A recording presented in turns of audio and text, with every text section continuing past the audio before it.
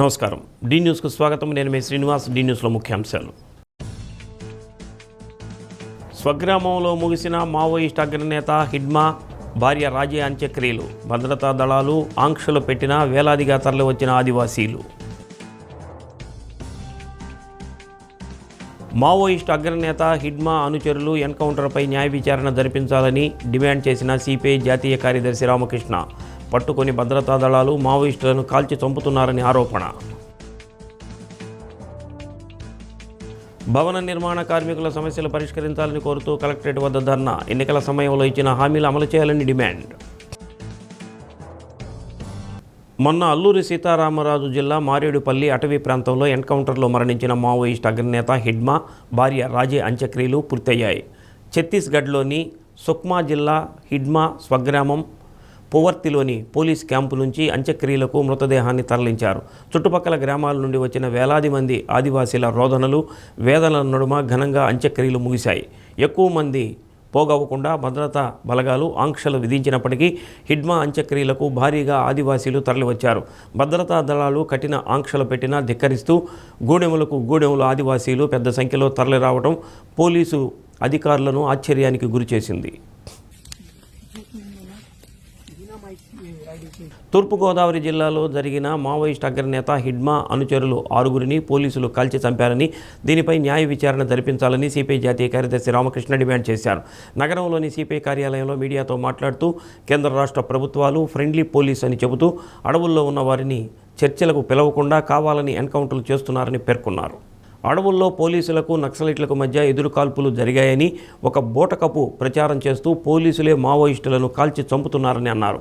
ఎదురుకాల్పులు జరిగితే పోలీసులలో ఒక్కరికైనా గాయాలు కావాల్సిన పరిస్థితి ఉంది కదా.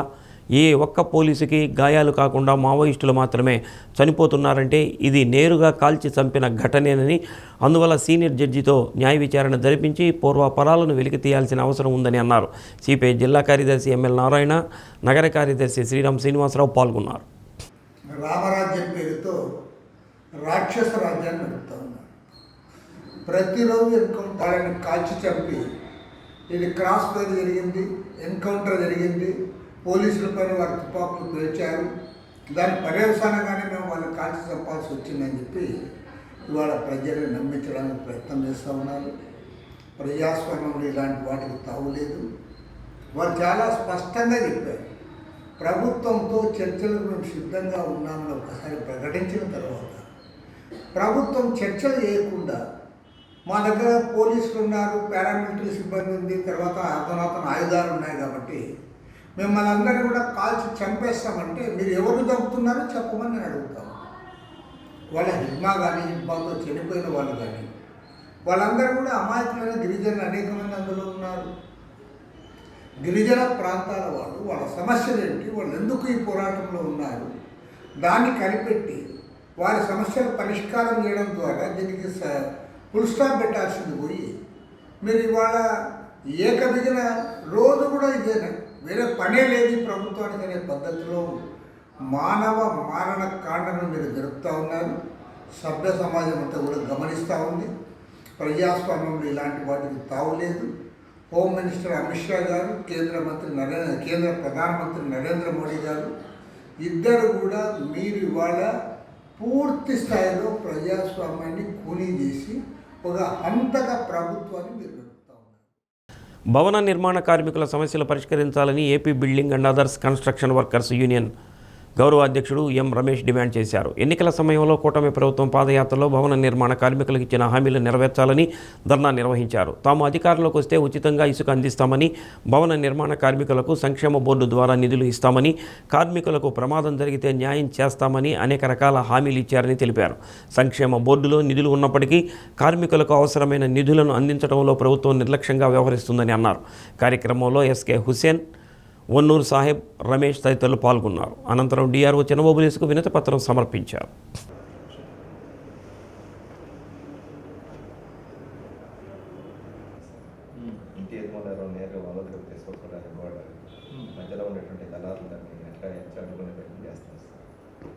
భవన నిర్మాణ కార్మికుల సంక్షేమ బోర్డును పునరుద్ధరించి పథకాలు అమలు చేయడం పట్ల రాష్ట్ర ప్రభుత్వం యొక్క నిర్లక్ష్య వైఖరిని వ్యతిరేకిస్తూ ఈరోజు రాష్ట్ర వ్యాప్తంగా జిల్లా కలెక్టరేట్లు, రెవెన్యూ డివిజన్ కేంద్రాల్లో ధర్నాలు జరుగుతూ ఉన్నాయి. అందులో భాగంగా ఇక్కడ ఈ కార్యక్రమం నిర్వహిస్తూ ఉన్నాం. ఏదైతే కూటమి ప్రభుత్వం ఎన్నికల మేనిఫెస్టోలో సంక్షేమ బోర్డును పునరుద్ధరిస్తామని, గతంలో మంజూరైనటువంటి పథకాల లబ్ధిదారులకి నిధులు విడుదల చేస్తామని, ఈ సంక్షేమ బోర్డు పథకాలని నిలిపేసినటువంటి 12-14 మెమోని రద్దు చేసి అందరికి కూడా పథకాలు అమలు చేస్తామని చెప్పి వాగ్దానం చేసిందో, ఆ వాగ్దానాన్ని అమలు చేయడంలో ప్రభుత్వం తీవ్ర నిర్లక్ష్యం ప్రదర్శిస్తూ ఉంది. అందులో భాగంగానే ఈరోజు రాష్ట్రంలో సంక్షేమ బోర్డులో 3,294 కోట్ల రూపాయల నిధులు ఉన్నా కూడా ఈ నిధుల్ని భవన నిర్మాణ కార్మికుల సంక్షేమానికి కేటాయించకుండా, పథకాల అమలుకి దాన్ని నిధులు విడుదల చేయకుండా దాన్ని తాత్సారం చేస్తూ ఉంది. కొప్పోలు రెవెన్యూ డివిజన్లో ఇటీవల కురిసిన భారీ వర్షాలకు భూములు మునిగిపోయి పంటలు వేసుకోలేని పరిస్థితి ఏర్పడిందని శ్రీరామనేని సీతాలక్ష్మి ఆవేదన వ్యక్తం చేశారు. 3వ రైల్వే ట్రాక్ నిర్మాణం తర్వాత సర్వే నెంబర్ 285 భూమి వద్ద ఆమె మాట్లాడారు. రైల్వే అధికారులు దూరదృష్టితో ఆలోచించకుండా 292 పిల్లర్ వద్ద బ్రిడ్జి ఏర్పాటు చేశారని, దీంతో వర్షపు నీరు మొత్తం దాని ఆనుకుని ఉన్న భూమిపై పడ్డంతో నీటితో నిండిపోయాయన్నారు. పక్కనే జూటు భూమి నీటితో మునిగిపోయి ఉరకలేసిన పరిస్థితి ఏర్పడిందని తెలిపారు. రైల్వే అధికారులు వెంటనే చర్యలు తీసుకుని అటు సాగర్ కాల్వ వైపు గాని ఇటు పోతురాజు కాల్వ వైపు గాని నీటిని మళ్లిస్తే ఆ ప్రాంతంలోని రైతులందరికీ ఉపయోగకరంగా ఉంటుందన్నారు. గత 3 ఏళ్ల నుండి రైల్వే అధికారులను కలిసి విజ్ఞాపన చేసినప్పటికీ ఇంతవరకు పట్టించుకోలేదని, ప్రస్తుతం ఆ భూముల్లో ఒక విత్తనం కూడా నాటే పరిస్థితి లేదని రైల్వే అధికారులు స్పందించి తమ సమస్యను పరిష్కరించాలని కోరారు. నేను ఇక్కడ 285 సర్వే నంబర్లో భూమిని కలిగి ఉన్నాను సార్. ఈ సర్వే నంబర్లో ఆ కోటిరెడ్డి తూముల దగ్గర నుండి వచ్చే వాటరు, రైల్వే ట్రాక్కుల మీద నుంచి కోటిరెడ్డి తూముల మీదుగా వచ్చే వాటరు అటు ఎన్ఎస్పి కెనాల్కి కానీ పోతరాజు కాలువకు కానీ నీటిపారుదల వసతి ఉంది. కానీ అవన్నీ తూర్పుకు వచ్చి మా చేల మీద పడితే చేలు ముంపుకు గురవుతున్నాయి సార్. 3 సంవత్సరాల నుంచి 3rd లైన్ వేసింది మొదలుకొని నేను అధికారులతో ఎన్నోసార్లు విజ్ఞాపన చేసినా కూడా స్పందన లేక మేము నష్టపోతున్నాం సార్. ప్రతి సంవత్సరం ఈ సీజన్ వచ్చేటప్పటికి అందరూ పైర్లు పెట్టుకుంటే మా చేలు పైర్లు పెట్టుకోవడానికి అవకాశం లేకుండా ముంపు నీళ్లు ఉంటున్నాయి. జూటు వేసి ఉంటే, నా పక్క చేను జూటు వేసి ఉంటే ఆ జూట్ అంతా మునిగిపోయింది, పాసిపోయింది. ఆ ఓనర్ కౌలుకి ఇచ్చాడు, ఆ కౌలుదారు పరిస్థితి అయిపోయింది. ఈ విధంగా ఉంటే రైతులు కోలుకోవడం కష్టం సార్. కాబట్టి అధికారులు స్పందించి మమ్మల్ని ఒడ్డున వేయాల్సిందిగా మరీ వేడుకుంటున్నాను సార్. రాష్ట్ర ప్రభుత్వం దివ్యాంగులకు అందించే 3 చక్రాల వాహనం మంజూరు నిమిత్తం ఎల్ఎల్ఆర్ చేసేందుకు ప్రకాశం భవనంలో ఈ నెల 21 ఉదయం 10:30 ప్రత్యేక శిబిరం నిర్వహిస్తున్నట్లు జిల్లా విభిన్న ప్రతిభావంతుల సంక్షేమ శాఖ ఏడీ సువార్త తెలిపారు. కలెక్టరేట్లోని ఏడీ కార్యాలయంలో మీడియాకు వివరాలు వెల్లడించారు.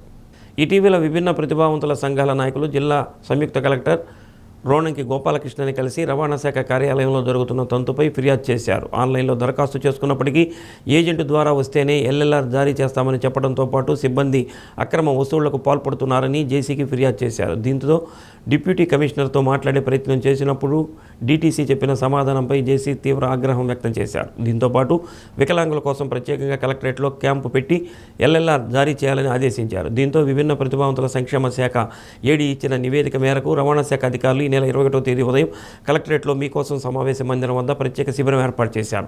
సర్టిఫికేట్ పొందాల్సిన విభిన్న ప్రతిభావంతులు 18 నుంచి 45 ఏళ్ల మధ్య వయసు కలిగి ఉండి 70% ఆపై అంగవైకల్యంతో పాటు 10వ తరగతి ఉత్తీర్ణులైన వారు అర్హులని ఏడీ తెలిపారు. ఆధార్, ఓటర్ ఐడి లేదా పాస్పోర్టు జెరాక్స్ పత్రాలతో సదరం ధృవీకరణ పత్రం, 2 పాస్పోర్ట్ సైజు ఫోటోలు తీసుకురావాలని అన్నారు. గౌరవనీయులైన జాయింట్ కలెక్టర్ గారి ఆదేశాల మేరకు ప్రకాశం జిల్లాలోని దివ్యాంగులందరూ కూడా ఎవరైతే మోటరైజ్డ్ వెహికల్ అప్లై చేసుకోవడానికి అర్హత కలిగి ఉన్నారో వాళ్ళందరికీ కూడా ఎల్ఎల్ఆర్ తీసుకోవడానికి ఇబ్బంది పడుతున్నారు. కాబట్టి మనం ఇక్కడే పీజీఆర్ఎస్ హాల్ ఆవరణంలో డీటీసీ ట్రాన్స్పోర్ట్ కమిషనర్ గారి ఆధ్వర్యంలో రేపు అనగా 21/11/2025న ఎల్ఎల్ఆర్ రిజిస్ట్రేషన్ క్యాంపును నిర్వహించుతున్నాము. కాబట్టి అందరూ జిల్లాలోని దివ్యాంగులందరూ కూడా ఎవరైతే 10th క్లాస్ పాస్ అయి ఉండాలి, 70% అబోవ్ డిజేబిలిటీ ఉండాలి, 18 సంవత్సరాల నుండి 45 సంవత్సరాల లోపు ఉన్న వాళ్ళు, ఎవరికైతే ఎల్ఎల్ఆర్ లేకుండా ఉన్నారో వాళ్ళందరూ కూడా ఈ అవకాశాన్ని సద్వినియోగం చేసుకోవాల్సిందిగా కోరుచున్నాము. ఉదయం 10 గంటలకల్లా మన ప్రకాశం భవన్లోని పీజీఆర్ఎస్ ఆవరణంలో మీరందరూ హాజరైనట్లయితే డిస్ట్రిక్ట్ ట్రాన్స్పోర్ట్ కమిషన్ వారి తరఫున రిజిస్ట్రేషన్ ప్రక్రియ నిర్వహించబడుతుందని అందరికీ కూడా తెలియజేస్తున్నాను. ఎల్ఎల్ఆర్ రిజిస్ట్రేషన్ ప్రాసెస్కి హాజరవుతున్నారో వారు ఆధారు లేదా voter ID, passport photo, identity proof మరియు సదరం ధృవీకరణ పత్రము, 2 పాస్పోర్ట్ సైజ్ ఫొటోసు, అలానే 10th క్లాస్ పాస్ అయిన ఉత్తీర్ణత సర్టిఫికేట్, ఏజ్ ప్రూఫ్ సర్టిఫికేట్, ఇవన్నీ మీరు మీ వెంట తీసుకొచ్చినట్లయితే వాటి ప్రకారము ఈ రిజిస్ట్రేషన్ ప్రక్రియ నిర్వహించబడుతుందని తెలియజేస్తున్నాను. ఒంగోలుకు చెందిన మహమ్మద్ ఫర్వాన్ చిన్నతనం నుంచి వినికిడి లోపంతో బాధపడుతున్నాడు. విషయం తెలుసుకుని వైద్యం చేయించేందుకు సరైన ఆర్థిక స్తోమత లేని తల్లి సబహ కలెక్టర్ను కలిసి తమ సమస్యను వినతిపత్రం రూపంలో అందజేశారు. దీంతోపాటు ఒంగోలు పార్లమెంటు సభ్యులు మాగుంట శ్రీనివాసరెడ్డిని కలిసి వినతిపత్రం అందజేసి తమ కుమారుని వినికిడి సమస్యను విన్నవించడం జరిగింది. పూర్తి స్థాయిలో వినికిడి సమస్యను అధిగమించేందుకు ఆర్థిక సహాయం అందజేయాలని కోరడం జరిగింది. కలెక్టర్ సిఫార్సు మేరకు వైద్య ఖర్చులకు అవసరమైన నిధులు 4,05,000 రూపాయలు ఎంపీ నిధుల నుంచి మాగుంట శ్రీనివాసరెడ్డి కేటాయించారు. దీంతో గుంటూరులోని బయ్యా ఈఎన్టీ వైద్యశాలలో అధునాతన వినికిడి పరికరం అమర్చారు. దీంతో సబహ తన కుమారుడితో పాటు వచ్చి కలెక్టర్ రాజాబాబును కలిసి తమకు చేసిన సహాయానికి కృతజ్ఞతలు తెలిపారు. వీరి వెంట విభిన్న ప్రతిభావంతుల సంక్షేమ శాఖ ఏడీ సువార్త పాల్గొన్నారు. ఇప్పుడు రుణపడి ఉంటాము. ధన్యవాదాలు తెలియజేసుకున్నాం. అంటే నీ మాట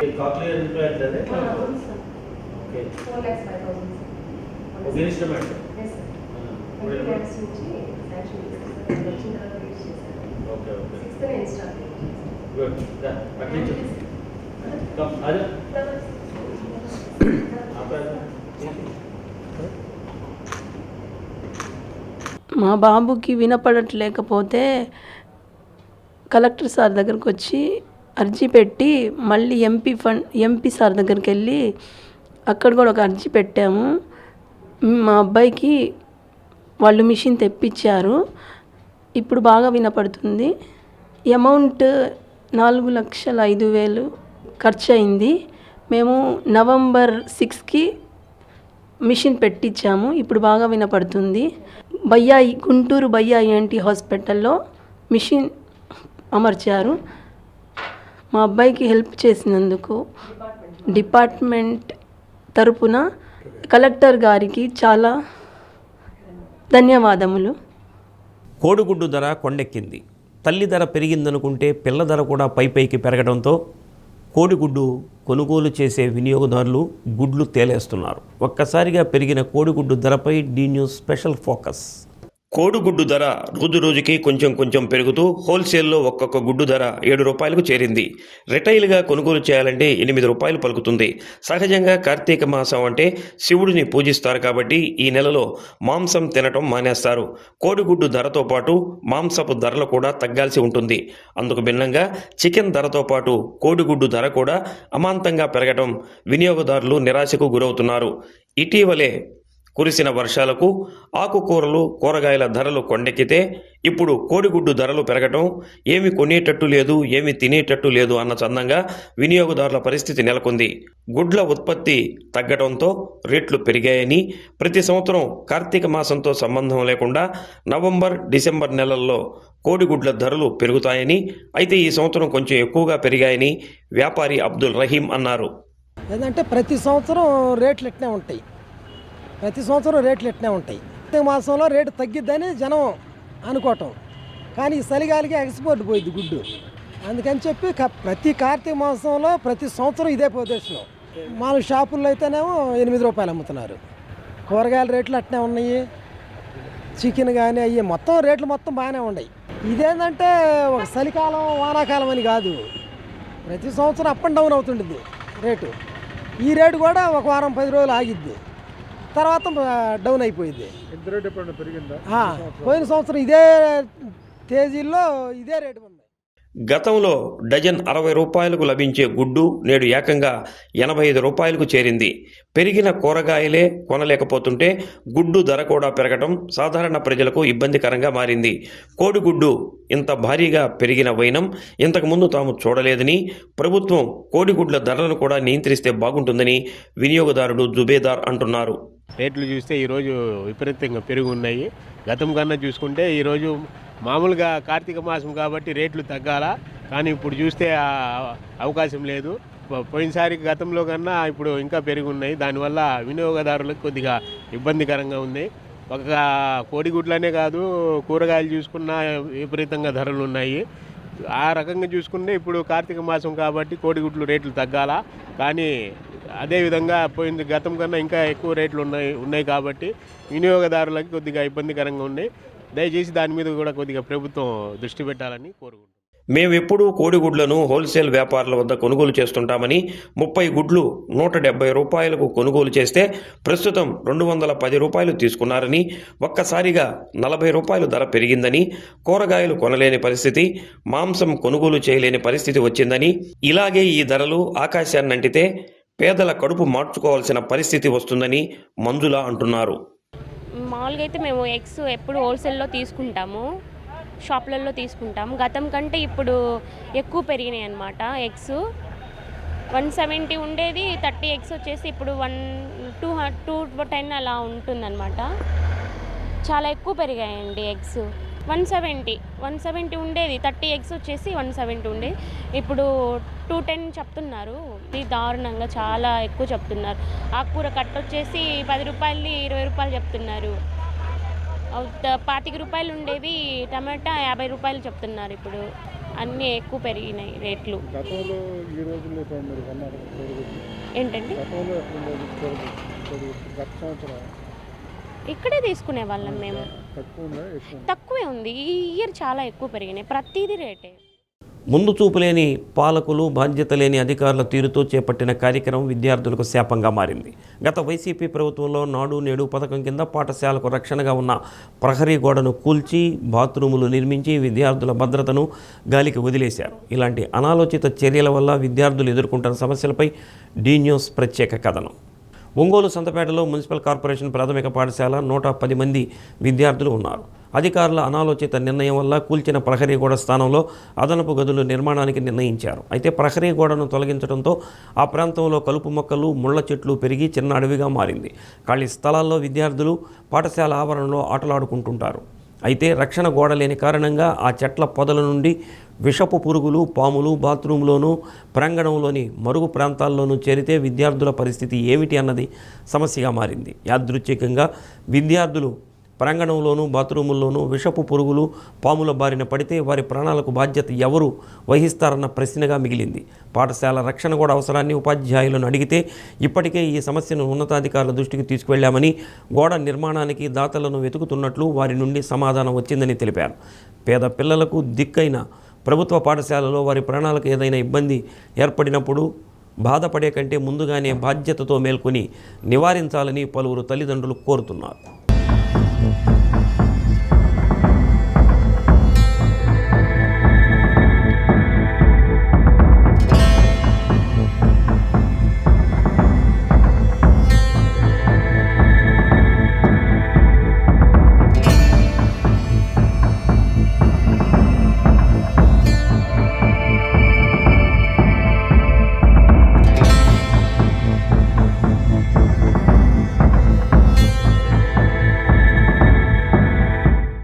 కొత్తపట్నం బస్టాండ్ సెంటర్లోని శ్రీ సాయి ఈశ్వర అయ్యప్ప స్వామి దేవస్థానంలో పడిపూజ కార్యక్రమం వైభవంగా జరిగింది. కార్యక్రమంలో అయ్యప్ప, భవానీ, శివ, గోవింద స్వాములు పాల్గొన్నారు. ఆలయ చైర్మన్ కళ వెంకటేశ్వర్ల ఆధ్వర్యంలో జరిగిన కార్యక్రమంలో ఉభయదాతలుగా వింట్రప్రగడ సురేష్ దంపతులు వ్యవహరించారు. ఆలయ committee secretary Puvvada Suresh, treasurer Nalam Sivagovardhan, BK Naresh, Chaluvadi Ramanjaneyulu, Gopal Nagar Sai, Kishore Swami, Srinuswami బృందం పాల్గొన్నారు.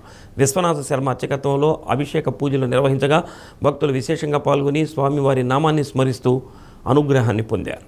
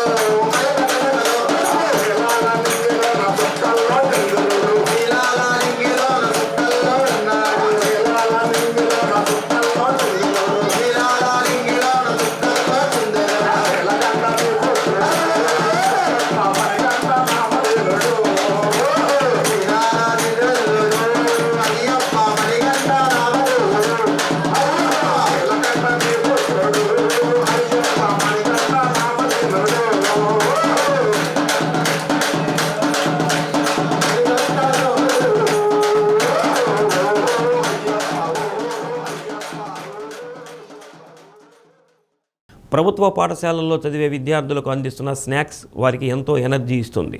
ప్రతి పాఠశాలలో చదివే విద్యార్థులకు మధ్యాహ్న భోజనం అందిస్తున్నారు.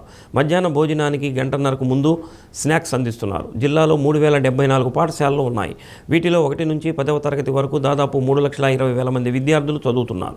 వీరికి ఒకరోజు చిక్కీ, మరొక రోజు రాగి జావా అందిస్తున్నారు. వాటిని తీసుకున్న అనంతరం విద్యార్థులు చక్కగా చదువుకుంటున్నారు. కూటమి ప్రభుత్వం విద్యార్థులకు సకాలంలో స్నాక్స్, మధ్యాహ్న భోజనం అందిస్తుండటంతో విద్యార్థుల తల్లిదండ్రులు కూడా తమ పిల్లలు ఎలా ఉన్నారో అన్న బెంగ లేకుండా సంతోషంగా ఉంటున్నారు.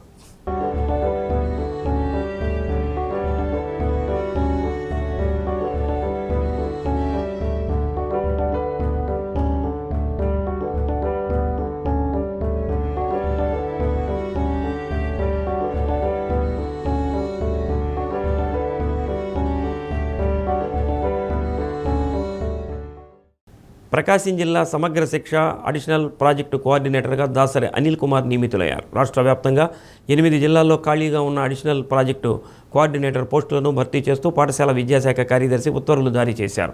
ఉదయగిరి ప్రభుత్వ డిగ్రీ కాలేజీలో బోటనీ లెక్చరర్గా పనిచేస్తున్న అనిల్ కుమార్ను ప్రకాశం జిల్లా సమగ్ర శిక్ష ఏపీసీగా నియమించారు. 2021 డిసెంబర్ 1 నుంచి 2022 జూలై 3 వరకు రెగ్యులర్ అడిషనల్ ప్రాజెక్టు కోఆర్డినేటర్గా ఉన్నారు. ఆ తర్వాత నుండి జిల్లా విద్యాశాఖ అధికారులు ఇన్ఛార్జీలుగా వ్యవహరిస్తూ వచ్చారు.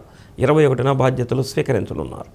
టంగుటూరు శాఖ గ్రంథాలయంలో 58వ జాతీయ గ్రంథాలయ వారోత్సవాల ముగింపు కార్యక్రమం నిర్వహించారు. గ్రంథాలయ నిర్వాహకుడు గుమ్మడి వర్ధన్ రాజు ఆధ్వర్యంలో జరిగిన కార్యక్రమానికి బెల్లం జయంతిబాబు, బెజవాడ వెంకటేశ్వర్లు, కామని విజయకుమార్, తోకల భారతి, స్కూల్ కాలేజీ విద్యార్థులు పాల్గొన్నారు. వారోత్సవాల సందర్భంగా నిర్వహించిన వివిధ పోటీల్లో గెలుపొందిన వారికి బహుమతులు అందజేశారు. కార్యక్రమంలో గ్రామ పెద్దలు, విద్యాసంస్థల ప్రతినిధులు పాల్గొన్నారు. అదేవిధంగా భారతీయులకి నా యొక్క శుభాశిస్సులు. చాలా సంతోషం. ఈరోజు ఈ కార్యక్రమం ద్వారా ఈ యొక్క భావి భారత పౌరులైన మిమ్మల్ని కూడా కలుసుకోవడం చాలా సంతోషంగా ఉంది. మీరు చాలా అదృష్టవంతులమ్మా. ఎందుకంటే ఇప్పుడు ఇప్పుడు మీరు ఈ వయసుకు వచ్చిన తర్వాత మీకు అన్ని వస్తువులు కూడా ఏర్పాటు జరుగుతూ ఉన్నాయి. గతంలో మేము చిన్నప్పుడు చదువుకున్నప్పుడైతే టంగుటూరులో ఇన్ని ప్రైవేట్ స్కూల్స్ లేదు, లైబ్రరీలన్నీ ఇన్ని వస్తువులంటూ ఏమి లేవు అన్నమాట. ఉన్నది ఒకే ఒక స్కూలు, ఎలిమెంటరీ స్కూలు, లేకపోతే గవర్నమెంట్ హై స్కూల్. మన టంగుటూరులో చదువుకున్న ఇప్పుడు పెద్దవాళ్ళందరూ కూడా 1వ తరగతి నుంచి ఇంటర్మీడియట్ వరకు కూడా టంగుటూరు గ్రామ పెద్దలు అయినటువంటి కల్లం కోటయ్య గారు కావచ్చు, కోటయ్య గారు, అదేవిధంగా పోతల రామారావు గారు, అదేవిధంగా మిగతా గ్రామ టంగుటూరులో నాబార్డు అంటే మీకు టంగుటూరు గ్రామం విషయాలు తెలియదు చెప్పాలి. మన టంగుటూరు గ్రామానికి సంబంధించిన నాబార్డు చైర్మన్ ఒక వ్యక్తి 58వ జాతీయ గ్రంథాలయ వారోత్సవాల ముగింపు సందర్భంగా పుస్తక నడక కార్యక్రమాన్ని నిర్వహించారు. హై స్కూల్, కాలేజీ విద్యార్థులు, ఉపాధ్యాయులు గ్రంథాలయం నుండి అంబేద్కర్ విగ్రహం వరకు ర్యాలీ నిర్వహించారు. గత సంవత్సరం గ్రంథాలయ వారోత్సవాల్లో రాష్ట్ర విద్యుత్ శాఖ మంత్రి గొట్టిపాటి రవికుమార్ ఎన్ఎస్పీ కార్యాలయం ప్రాంగణంలో గ్రంథాలయానికి 10 సెంట్ల స్థలం ఇవ్వడం జరిగిందని, ఈ సంవత్సరం నిర్మాణ పనులు ప్రారంభించేలా మంత్రి చర్యలు తీసుకోవాలని మన్నం త్రిమూర్తులు కోరారు. కార్యక్రమంలో గ్రంథాలయ అధికారిని వసుంధరాదేవి, మంచికంటి వెంకటేశ్వరరెడ్డి, దివాకరత్ పేరయ్య, సిహెచ్ శేషారెడ్డి, సిహెచ్ సుగుణారావు, తాళ్ళూరు బాబురావు, మల్లాది శ్రీనివాసరావు తదితరులు పాల్గొన్నారు.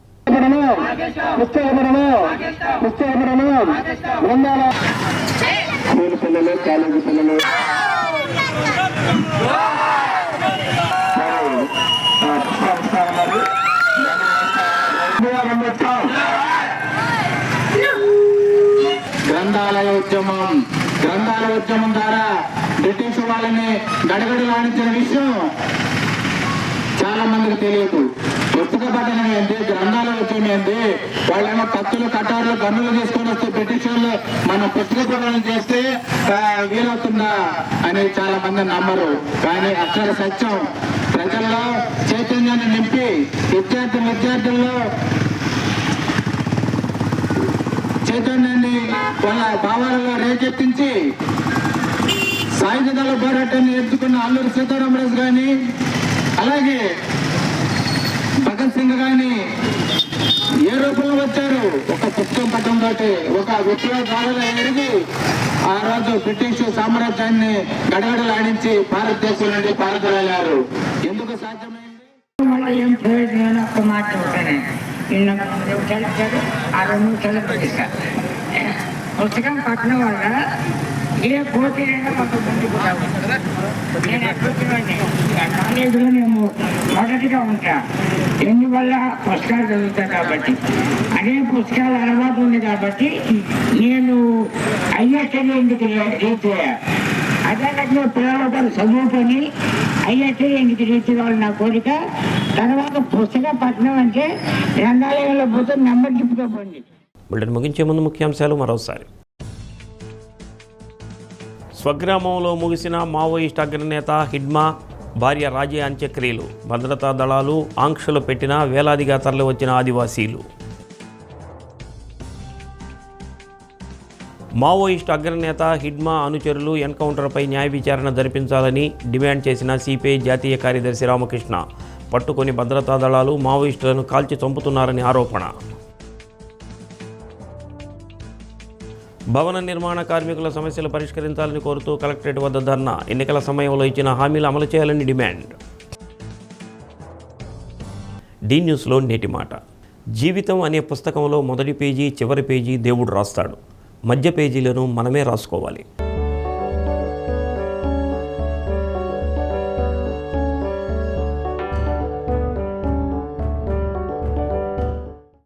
డి న్యూస్ ఇంతటితో సమాప్తం. నమస్కారం.